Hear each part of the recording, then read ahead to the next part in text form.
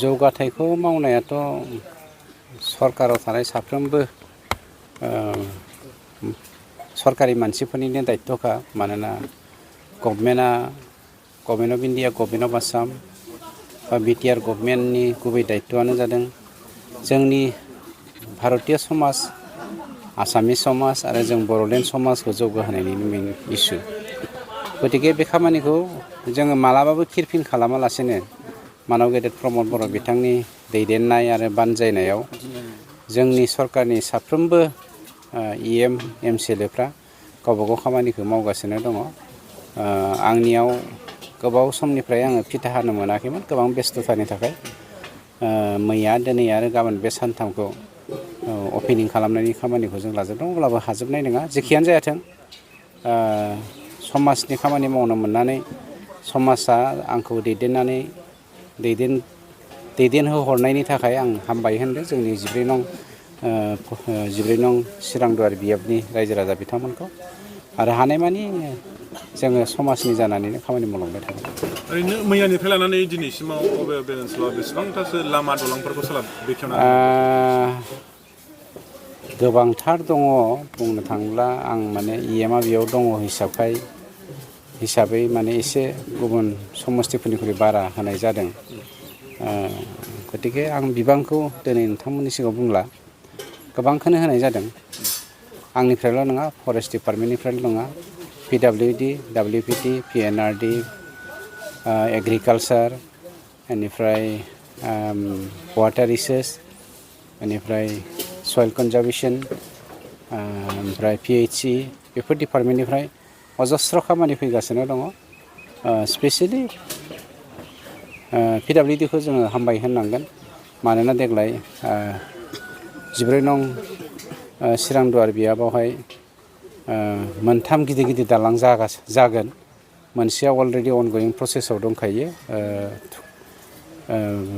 बेंटल सेरफां आरो बेंटल VCDCनि गेजेराव मोनसे दैसा दङ बे दैसानि सायाव बाखि आरो मोननै जाबावसिगोन बेनिफ्राय दिनैनिफ्राय जोंनियावहाय गुडविलनि मोनसे लामा 4.5 किल'मिटार जाबावसिगोन गाबोन समफोरनिफ्राय आरोबाव 15 किल'मिटार ब्लेक टपिं MLA बिथांनिफ्राय फान्ड फैदों बेबो जागायसिगोन आरो साननैसो उनाव खुंग्रिं प्राइमारियावनो 10 किल'मिटार ब्लेक टपिं सिबसारनिफ्राय फैगोन गुडविलनि जानानै गतिके जोंनाव अजस्र खामानि जादों आरो जागासिनोबो दङ जों बेवहाय कमप्रमाइस खालामा खामानिनि बेलायाव जोङो नुनो मोनो जे नोंथांनि समस्तिनि जेसेबांनाखि गोथौ गोदोसोनानै थानाय गामिफोर बा गामिनि लामाफोर बेखौ नोंथाङा फ्रायानो मावनायखौ नुनो मोनदों बा नोंथाङा नोंथांनि समस्तिनि बै गोथौ ओनसोलाव रायजो जानाय रायजो राजाफोरखौहाय नोंथाङा माने गुबै खोन्थाया माइ गाब जुजाय खालामनायनिथ' बाथ्रा गैया थांनाय 17 बोसोरावहाय NDBनि सोमावसारनायनि थाखाय BPFआ साहा ओनसोलाव खामानि मावनायनि मुङाव सेंसन खालामदोंबाबो खामानिखौ मावालासेनो फैसा जानायनि थाखाय साहा ओनसोला डेभेलप जायाखै माने NDBखौ दुसिनानै बिथांमोना खामानि मावनो हाया मानो हाया होनना बदनाम खालामनाय फैसाखौ जाजोबदों जायनि जाहोनाव साहा ओनसोलाव डेभेलपमेन्टआ जाखायाखै जायनि जाहोनाव जोंनि सरकारा साहा पार्टखौ बांसिन गोसो होदों। मोनसे खोथा सार नोंथांखौ बै माखासे माबाफ्राव ससियेल मिडियाफ्राव जों नुनो मोनो बे फेरेंगाया मानो 17 बोसोर रायखांबाय थायो होननानै बुङो बिनि सायाव मा बुंगोन सारा मानि थाखाय रायखांनाय जायो सारा माने लाजिनाय मोनदों बाथ्रा बर' समाजाव मोनसे बाथ्रा दं दिनैनि जुगाव बिथांमोनखौ गोदान मुगानि दायना होननानै बुङो दायनाथ' गैया नालाय लेखा गोरों दायना बे लेखा गोरों दायनाफ्रा क्रिटिक्स होननाय बुस्थुखौ एक्सेप्ट खालामनो हाया क्रिटिसाइज जाय मानसिया जाय पार्टिया क्रिटिसाइजखौ एक्सेप्ट खालामनो हाया बियो समाजनि जानानै मावनो हाया दाखालि फानिराम बिथाङाबो मा 17 बोसोर बुंबाय थायोब्रा होननानै एसेमब्लियाव बुंदों आसलथे बिथांमोना लाजिनांगौ मानोना खाम्फाया 15 बोसोर डिपुटि चिफ जादों 2 बोसोर EM जादों खाम्फानि जायगायावनो नैबेवहाय मोनथाम गामिया दिनैसिम जुरिब जायाखै जाय जायगायावहाय खाम्फानि बिफा आयंआ बेयाव जोनोम जानानै बेयावनो रुंसारि जालांबाय बे जायगानि हाखौ बिथांमोना दिनै जुरिब खालामाखै जोङो बे 16 तारिखनि गेजेराव बिनि सिगां 16 तारिखनि सिगां जोङो रानिखाता नर्थ रानिखाता मा गामिमोनथाय मोनथाम गामि बे गामिनि रायजोफोरनो जोङो हाखौ सुनानै जोङो गथायना होनो नागिरदों बेफोर जोंनि मोनफा मोनफा एचिभमेन्ट बेखौ बुंबा लाजिनाय मोनगोन आरो खाम्फाखौनो रायखांबावनोसै आं खाम्फा होन जेम्स होन बिथांमोना जेम्सआथ' निसिमानि इएममोन 2008आव खाम्फाया जादों सेकेन्ड बस BPFनि माने बिथाङा जेब्ला मा होनो कौरब पान्डबनि दावहायाव पानिपतनि दावहायाव दावहा नांनो थांदोंमोन अर्जुननि मा होनो रौरोथोन हमग्राया सोरमोन मिथिगौ कृष्ण नङामोन होनबा कृष्णजों अर्जुनजों जेरै माबा खालामनानै प्रजेक्ट खालामनानै इस्टिमेट खालामनानै पलिसि खालामनानै दावहानि गासैबो स्ट्रेटेजिखौ लानानै जेरै पानिपतनि दावहाखौ मावदोंमोन खाम्फाजों हाग्रामाजोंनो अर्जुन आरो कृष्ण जानानै बर'लेण्डखौ दैदेनबोदोंमोन आरो बिथांमोनानो जेरै मा होनो कुरु बंस'खौ धंस' खालामदोंमोन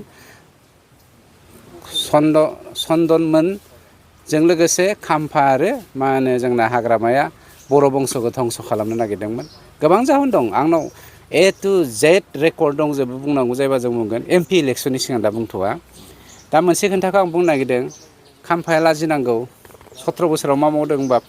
जोंना फानिरामा लाजिनांगौ 17 बोसोराव मा मावदों होनबा जेम्सआ लाजिनांगौ मानोना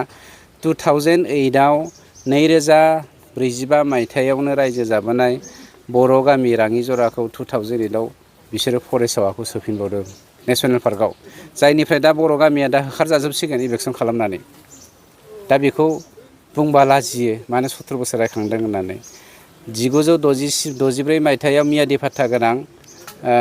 ननके काहितमा होननाय मोनसे हालाम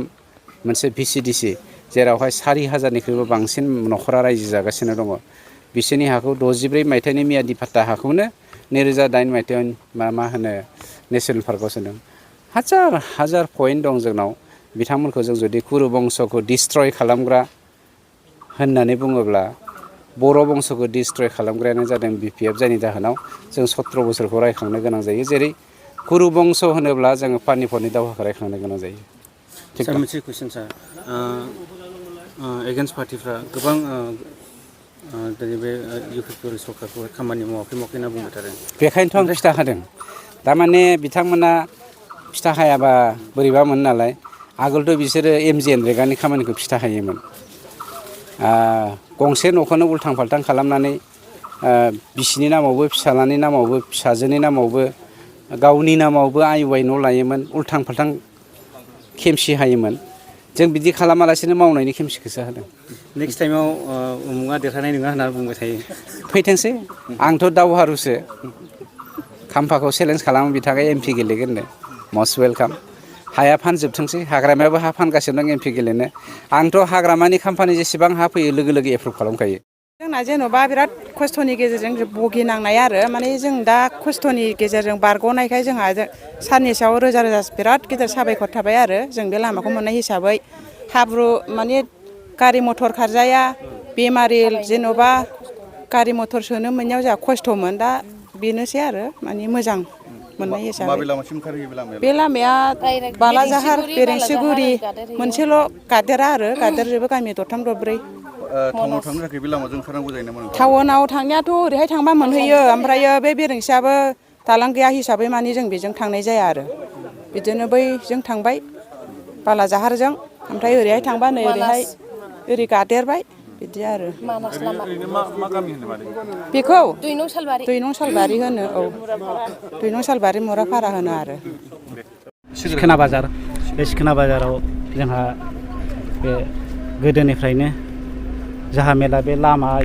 जेंना जेंसि दंमोन गोदोनि BPF सरकाराबो जोंनो सुबिदा होआखैमोन दा BTR सरकार फैनाय लोगो लोगो दानि सरकारा सम्पुर्ण जोंनो लामाखौ बानायनो हादों जा नै दाख्लैसो MCLA फान्डनिफ्राय नैबे बक्स खाल बाहारखौ बानायनानै होदों जों खोब गोजोननाय मोन्दों बेनिखायनो फैगौ इलेक्सन बा MP इलेक्सन बा फैगोन 26आव MP इलेक्सन जागोन जोंहा लकसभा इलेक्सन आरो बिनि उनाव 26 24आव माबा फैगोन MCLA 25आव MCLA इलेक्सन फैगोन जाहाथे बाहाय जोंनि सरकारा जाहाथे UPPL सरकारानो देरहालांफिनो बयबो रायजो राजा गासैबो जोंनि खुंग्रिं ओनसोलनि बा गुबुन गुबुन जायगानि जोंनि BTR ओनसोलनि साफ्रोमबो रायजो राजाया जाहाथे भट होनानै दानि जोंनि गोदान सरकारखौ UPPLखौ सरकार गोदान दाहोफिनबावो जाहाथे उननि बेलायाव साबसिननिफ्राय साबसिन मावनानै होलांनो हायो जाहाथे सिगांनि BPF सरकार बादि बिथांमोनहा बेबादि दाजाथों आरो बेबादि दामावथों साबसिननिफ्राय साबसिन जाहाथे मावलांथों जाहाथे रायजो राजाया साफ्रोमबो मोजां मावोबा BTR सरकार बा आसाम सारा आसामनि बर' फिसाफ्रानो गासिबो मोजां मोनजोबगोन आरो हा हुनि बाथ्रा दं दा हा हुखौबो जोंहा BTR गभर्नमेन्टआनो दा थाबायनानै जेनै रायलायनानै सेन्ट्रेल गभर्नमेन्टजों रायलायनानै दा हानि मोनथायखौबो होगासिनो दं जोंहा BTRनि चिफ प्रमद बर'आ रायलायनानै गासिबो माबाखौ मोजाङाव लाबोगासिनो दं जाहाथे बेनिखायनो साबसिननिफ्राय हामसिन बा मोजांसिन जालाङो जाहाथे उननि सरकार दानायाव आं बेखिनिखौनो बुंनानै जोंनि BTR गभर्नमेन्टखौ आं साबायखर बावो लामाया बाहाय जोंना बे आरसाबारि दं ओरैहाय सोनाबहा आमिनफारा ओरै दावराय गामनायजों बे थुक्राझार थमब्लेट थाङो बैयाव बुहुराव दा सारियालिसिम थमब्लेट थांगोन बेयाव माबा दङ सुइस गेटआ मथा मथि जाबाय नैबे दैखौल' प्रटेकसन होआखै सुबिदा होथ'वाखै बेहाय अनेक गामियानो दङ थुक्राझारसिम बे बेंटल थुक्राझारसिम ओरैहाय सहैजोबगोन बाहाय ओरैहाय दङ बाथाबारि दं गोथैबारि दं मुराफारा दं ओरैहाय बे बुहुर दैखौ बारोबा सारियालि आमलाइबादा ओरै थुक्राझार सालबारि बे ओरैहाय थमब्लेट बेयो सानजाहा माबा निसिमासिम सहैयो आरो बे लामाया दा बेनो जोङो खोब दा BTR गभर्नमेन्टखौ जों बाख्नायनांगोन दा जोङो सिगाङाव जोङो दैथ' खालामदोंमोन 17 बोसोराव जा बान्दो दंबा दासिमबो जायाखै 17 बोसोराव बिथांमोना मावाखै दा जोंनि BTR गभर्नमेन्टआ जोंनि आरसाबारि गामिनिखौ बान्दोखौ दा मावनो होननानै आखाइया लादों दा रायलायगासिनो दङ आरो मावगोन होननानैबो थिरांथा खालामदों दा नैबे दैज्लां सम जाथ'वाखै फैगोन उनहालागै एक बोसोरनि उनाव हयथ' जानोबो हागौ आं बेखिनिखौ बुंबाय बयनिसिमबो आरो जोंनि दा नोंथांमोना बे रिपर्टारफोरजों बे सामाजिकफोरजों रायलाय मोननानै बेबादि खोथाखौ हरनो मोननानै आं खोब गोजोननाय मोन्दों बेखौनो बुंनानै जोंनि BTR गभर्नमेन्ट आरो BTR सरकार आरो BTRनि चिफ प्रमद बर' आरो जोंहा रनजित सार EM बिथांमोननि जाहाथे जै मै बै उननि फैगौ इलेक्सनावबो देरहानानै गोदान सरकार जाफिननो हायो आरो मोजाङै जुग सरकार मोजाङै सालायलांनो हायो आं बेखिनिखौनो बुंनानै फोजोबबाय माने जों जेब्लानाखि बे जायगायाव गैयामोन बे समनिफ्रायनो बे लामायाथ' खुनु माबा दिनैसिमाव डेभेलप गैयामोन आरो गोदोनि जि पाब्लिक लामा बेबायदि अबस्थायाव दंमोन बियो दिनैसिमाव खिन्थु एबारनियाव दानि सरकार फैनाय लोगो लोगोनो बे बुस्थुआ एसे मावजानाय जाबाय आरो सिगांनि सरकाराव माने नैबे बायहां एसे सिगाङाव बेखौ बिसिनिफ्रायनो होदोंमोन नामाथाय एसे मावग्रोज्रांदों मावनाया ओमफ्राय नै दा BTR फैनाय लोगो लोगो फुरा जाजोबाखै थांलाय फैलायनि सुबिदा गैयामोन बेयो हाब्रु जायोमोन नोंथांमोना बेबायदि सुबिदा होबाय सारनि सायावथ' दा जोंनियाव बेफोरबायदि मोजां सुबिदा होनाय हिसाबै थोजासे माने जोङो साबायखर होनो लुबैयो रोजा रोजा साबायखर होनाय